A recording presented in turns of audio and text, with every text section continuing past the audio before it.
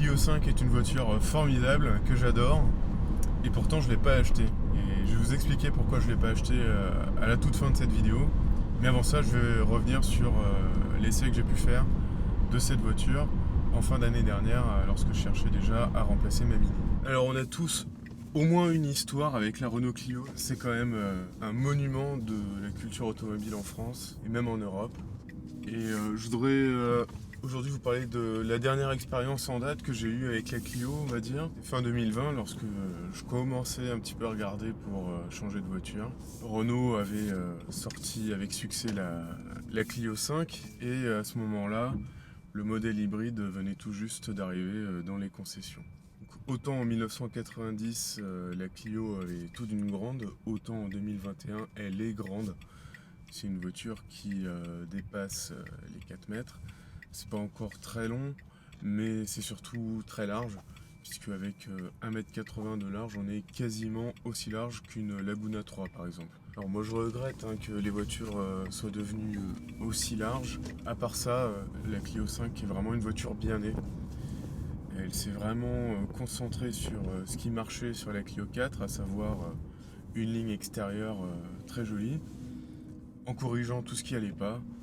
Et tout ce qui allait pas, c'était l'intérieur. Donc on a de nouvelles selleries, des sièges beaucoup plus confortables, une planche de bord beaucoup plus jolie et mieux fabriquée.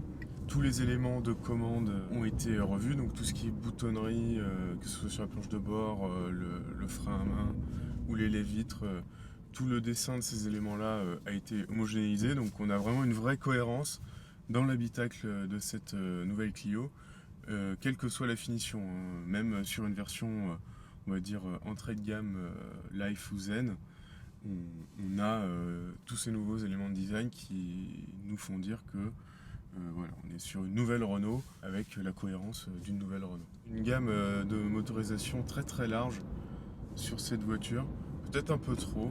Certaines motorisations ont été retirées du catalogue depuis. Vous avez de l'essence normale, atmosphérique, de l'essence suralimentée, turbo, de l'essence hybride, non rechargeable, haute tension, du diesel et du GPL. Manque plus que de l'éthanol, mais apparemment s'ils n'en ont pas proposé, c'est parce que l'homologation avec le filtre à particules ne passait pas. Au-delà de ça, ce serait passé, le moteur à l'éthanol. Quand j'étais allé l'essayer fin 2020, je m'étais recentré sur deux modèles. Le modèle essence 1,3 litre TCE 130 chevaux à boîte automatique, double embrayage à 6 rapports, EDC, et le modèle hybride qui venait tout juste de sortir avec sa boîte de vitesse très particulière à Crabo. En conduisant, le point commun entre les deux qu'on peut dire, c'est que ça reste une Clio. On est en terrain connu, c'est pas du tout intimidant à conduire. Même si la voiture est devenue assez large en dimension, à la conduite, on est quand même proche de ce qu'est une petite voiture. Je m'explique, par rapport à la Mini que j'avais avant, on a quand même un réglage de train avant qui est un peu plus sous vireur, on a une insonorisation qui est un peu moins raffinée, un confort un tout petit peu plus souple que la Mini. Donc voilà, une voiture beaucoup plus entre guillemets pour monsieur ou madame tout le monde. On n'est pas sur un niveau de sophistication des trains roulants qu'on peut retrouver sur une 308 ou une Mégane. Faut bien que ce soit clair. Ça me surprend toujours de lire des articles de presse qui disent qu'une Polo, une Clio, une 208 sont quasiment égales à conduire qu'une Golf, une 308 ou une Mégane. Parce que dans les faits, c'est quand même pas vrai, quoi. On a quand même une différence. Les véhicules de la catégorie de la Mégane sont encore plus larges et beaucoup plus adaptés en tenue de route et en confort à une utilisation intensive sur route. Ce qui, à mon avis, n'est pas le cas de la Clio ou d'une 208. Ça reste des très bonnes voitures, hein, très confortables, mais qui encaissent très bien la route, mais qui ne sont pas faits pour ça. Donc, le modèle essence, 1,3 litre TCE turbo, qui était disponible à l'époque avec la boîte automatique EDC à 6 rapports, est vraiment une voiture très très bien née. Si vous en trouvez d'occasion, vous pouvez vraiment vous jeter dessus les yeux fermés. Que le moteur 1,3 litre a été développé avec Mercedes et c'est peu ou prou le même qu'on retrouve sur les dernières classes A, CLA et GLA. Donc c'est un moteur qui est très doux dans son fonctionnement, qui fait vraiment pas du tout de bruit. qui a suffisamment de couple à bas régime, contrairement aux concurrentes qui sont plus sur des 3 cylindres à ce niveau de puissance. Un moteur très agréable. Pas sportif pour un sou, hein, bien sûr, mais pour un usage confort, c'est très très bien. Et cette version essence est même plus confortable que la version hybride quand je l'avais essayé. La version hybride qui a certainement des suspensions raffermies, surtout à l'arrière, du fait du surpoids imposé par la batterie. La version hybride aussi était excellente dans son fonctionnement. Très agréable à conduire, très doux.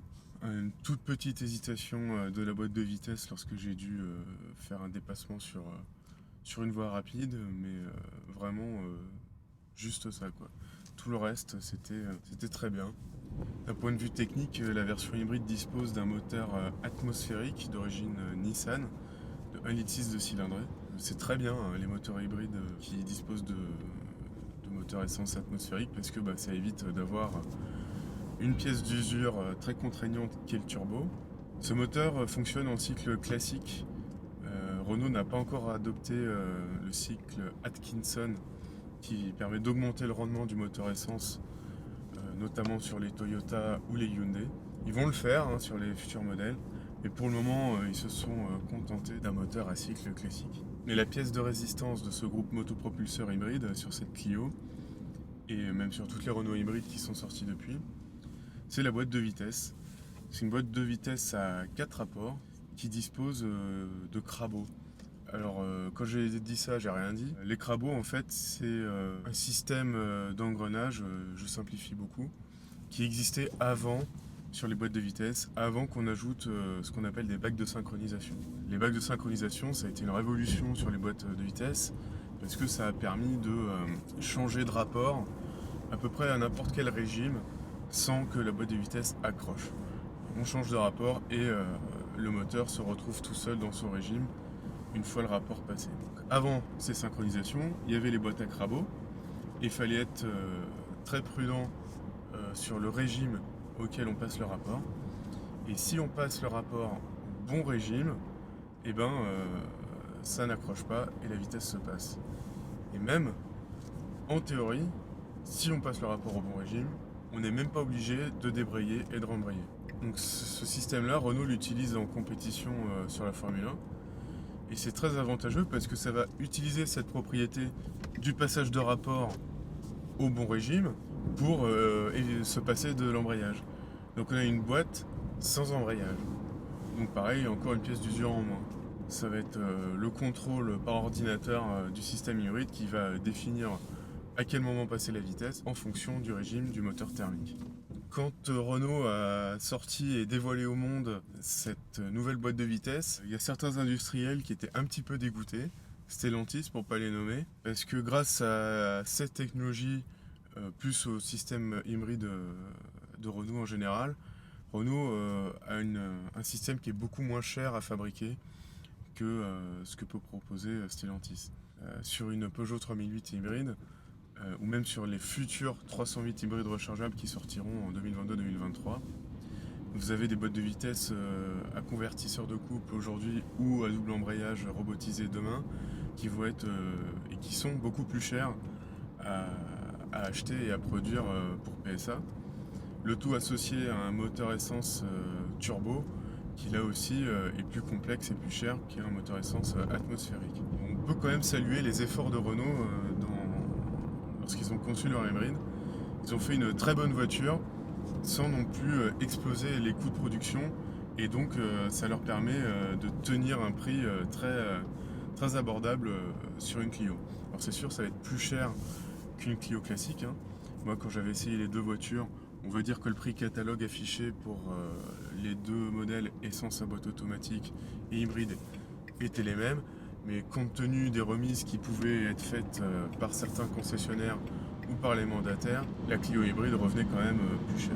Le fait d'avoir cette simplicité dans le groupe motopropulseur hybride chez Renault laisse à présager, à mon avis, d'une fiabilité plutôt bonne dans la durée. Bien sûr, le temps nous le dira. Mais en tout cas, les bases sont là pour assurer à Renault une bonne fiabilité pour ces motorisations hybrides. Et concernant les consommations, je pense qu'on n'est pas encore aussi bas que Toyota, mais on est quand même très très bien par rapport bien sûr à des moteurs essence sans hybridation. Petit à petit, Renault va se rapprocher des consommations Toyota et ce sera notamment le cas lorsqu'ils adopteront un moteur essence à cycle Atkinson qui propose un meilleur rendement et donc des consommations plus basses. Bon, est-ce qu'il faut acheter la Clio hybride? Ben, je suis pas sûr finalement. Parce que quand on cherche une Clio, on cherche une voiture abordable, qui est l'équipement nécessaire mais sans trop de superflu, à un prix contenu. On veut en avoir pour son argent. Même si je pense que pour l'hybride on en a pour son argent, ça reste une voiture qui est chère. Et vu le kilométrage moyen des Français, je suis pas certain qu'il faille mettre autant d'argent dans une Clio quand on veut une Clio. Mais Renault propose une autre option qui est sans doute très intéressante. C'est le modèle TCE 1 litre GPL 100 chevaux, qui sera pas un foudre de guerre au niveau performance, mais qui devrait être très intéressant au niveau des économies. Un véhicule GPL, c'est un véhicule à moteur essence à la base, auquel on ajoute un double système d'alimentation avec donc un circuit GPL et un réservoir dédié au GPL. Donc, ce qui permet de pouvoir faire le plein d'un carburant à beaucoup moins cher, d'avoir une autonomie supérieure aussi, puisqu'on a deux réservoirs de carburant. Et lorsqu'on roule au GPL, on a aussi nettement moins de pollution atmosphérique, qu'on va émettre beaucoup moins d'hydrocarbures imbrûlés et de particules en brûlant du GPL. Alors le seul défaut de la version GPL de la Clio, c'est qu'elle n'est pas disponible en boîte automatique. C'est boîte mécanique manuelle seulement. Mais si ça vous gêne pas de passer les vitesses, c'est vraiment une super version. Alors beaucoup de qualité, cette nouvelle Clio, une voiture qui est bien née, mais quand même quelques défauts. Tout d'abord le moteur diesel qui est revenu au catalogue là pour fin 2021, qui est un Blue DCI de 100 chevaux. Quitte à mettre un moteur diesel au catalogue pour une petite frange de clients qui fait beaucoup de route, il aurait été appréciable d'avoir un peu plus de puissance, puisque les performances annoncées de cette version sont vraiment pas terribles. L'habitabilité de la voiture est bien, mais pas extraordinaire par rapport à l'encombrement et surtout à la largeur de celle-ci. On n'est pas du tout au niveau de ce que peut proposer une Volkswagen Polo ou une Seat Ibiza de dernière génération. Le groupe Volkswagen, sur ses dernières petites citadines, propose vraiment une excellente habitabilité dans un volume équivalent, voire inférieur à celui de la Clio. Renault annonce un volume de coffre pour sa Clio non hybride quasiment équivalent à celui de la Megane Break hybride rechargeable par exemple. C'est pas vrai, hein. Faut pas se fier à ces chiffres-là. Le coffre est correct, il est peut-être un peu plus grand que celui de la Clio 4, mais ça reste un volume de Clio. Et enfin, le défaut le plus agaçant de la Clio, c'est la construction de la gamme. Alors déjà, le catalogue est revu quasiment tous les trimestres avec de nouveaux moteurs, d'anciens moteurs qui s'ajoutent et qui se remettent. Donc c'est un peu difficile de s'y retrouver. Mais surtout, la gamme est construite de manière à ce qu'il est plus intéressant financièrement et pour la revente de prendre la finition la plus haute possible. Bon, ça, Renault n'est pas le seul à le faire, mais il vous force quand même pas mal la main. A priori, la finition de base propose tout l'essentiel, mais sans la climatisation. On pourrait se dire, bah, je la prends en option et c'est bon. Mais en fait, non. Renault vous impose de prendre la deuxième finition, la finition Zen, si vous voulez une climatisation. Alors, dernière chose, pourquoi je ne l'ai pas acheté cette Clio 5 ? Eh ben, parce que quand j'étais allé l'essayer, le conseiller commercial m'a dit de tout son aplomb que une Clio, voyons monsieur, ça se vend au prix catalogue et il n'y a pas de remise. Et bien sûr, votre Mini, on aura du mal à la vendre, hein. On ne peut pas vous la reprendre plus de 12 000 €. Passé ces commentaires, je suis reparti au volant de ma Mini, bien content de ne pas faire de mauvaises affaires. Et je suis revenu un peu plus tard dans une autre concession Renault pour pouvoir essayer les modèles électriques. Quelles sont vos histoires avec la Renault Clio ? Je suppose que vous en avez plein à partager. Et ben dites-le moi en commentaire. Comme d'habitude, je suis ravi de vous lire. En attendant, je vous souhaite une bonne route et je vous dis à bientôt.